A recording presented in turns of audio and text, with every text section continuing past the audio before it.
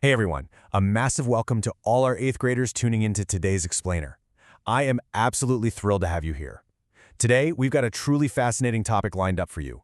We're going to explore the mathematical universe of linear inequalities. But we aren't just stopping there. We're actually going to look at how these math concepts beautifully mirror the idea of divine boundaries in our everyday lives. So, grab your notebooks, get comfortable, and let's get ready to expand our minds. Before we even look at a single graph, let's start with a foundational thought. Psalm 145 verse 17 tells us, "The Lord is righteous in all his ways and kind in all his works." Now, you might be wondering, what does a Bible verse have to do with math? Well, think about the boundaries God sets for us.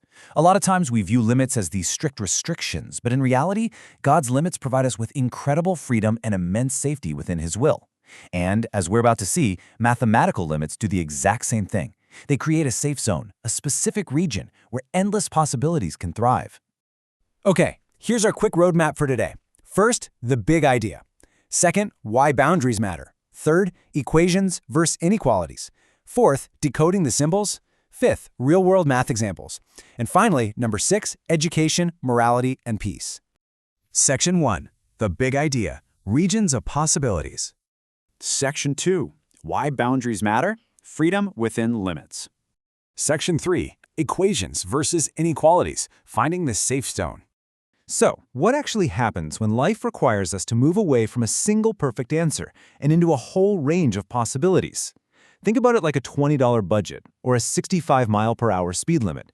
Those aren't punishments, right? They're wise boundaries that allow you total freedom within a safe zone. To map these regions of possibilities, in math, we have to move away from standard equations and start using inequalities. The contrast here is brilliant. Think about an equation, like y equals 2x plus 1. It is incredibly rigid. It gives you one strict, tight line of points that make the statement true. If a point isn't exactly on that line, it's just completely wrong. But an inequality, like y is less than 2x plus 1, now that is expansive. It opens everything up. It tells us about an entire shaded region of points that work. It's not just a single line anymore. It's a whole wide area of correct solutions. Section 4. Decoding the symbols, tools for boundaries. Now, to navigate these wide-open areas and find our safe zones, we need the right tools. Just like a map uses a legend to tell you what a symbol means, math uses specific symbols that completely change a graph's meaning. Go ahead and take out your notebooks because you're definitely going to want to write these down. These are our 4 master keys. We have the less than symbol, the greater than symbol, the less than or equal to symbol, and the greater than or equal to symbol. These 4 little markings are literally game changers. They transform a solid, strict line of perfect points into an entire shaded area of possibilities. Master these 4 symbols, and you master the map. Section 5, real-world math examples, putting it to practice. All right, now that we have our tools, let's put them into practice and see exactly how these symbols work in action. Take a look at this first example. Notice the format here. Y is less than 3x plus 2. You'll see right away that we don't have an equal sign here. Because we're using the less than symbol, it's telling us that our valid solutions for y are everything less than that boundary line of 3x plus 2. On a graph, this essentially opens up a massive region of correct solutions that sits entirely below the boundary line. Now, what's really interesting here is how we translate everyday conversational English into math. Think of the phrase, at most.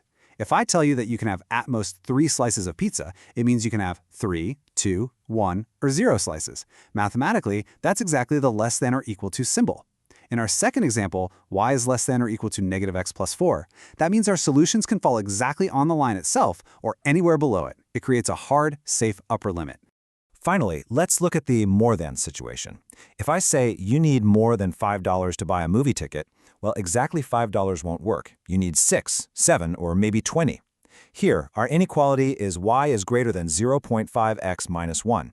Because it's strictly greater than without the equal part, our entire shaded region of possibilities shifts so that it's completely above our boundary line. So, the crucial takeaway here is knowing how to translate these concepts yourself, which means, yep, it's homework time. I really want to challenge you to actively engage with this.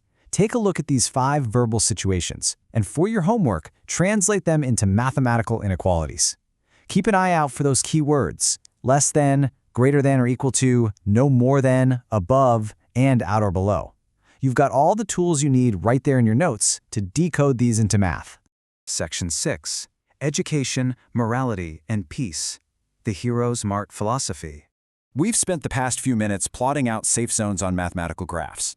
But as we discussed at the very beginning of this explainer, these exact principles apply directly to our own lives and minds.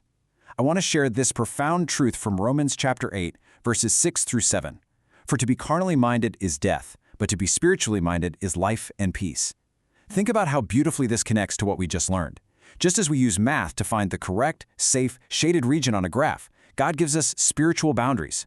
And when we choose to keep our minds focused on the spiritual, when we actively stay within that divine boundary, the result is the ultimate peace of mind. And honestly, this brings us right to the core philosophy of the heroesmartacademy Godly Learners series. We intentionally intertwine biblical morality with education for one very simple yet powerful reason. Education without morality will hurt. Truly, what is the point of being incredibly smart and knowing every math formula in the book if you continue to make bad choices that end up hurting you and others? True intelligence is using the knowledge you gain to stay within the boundaries of a good, moral, and peaceful life. So, I'll leave you with this question. As you map out the equations of your own life, what boundaries will you use to define your safe zones?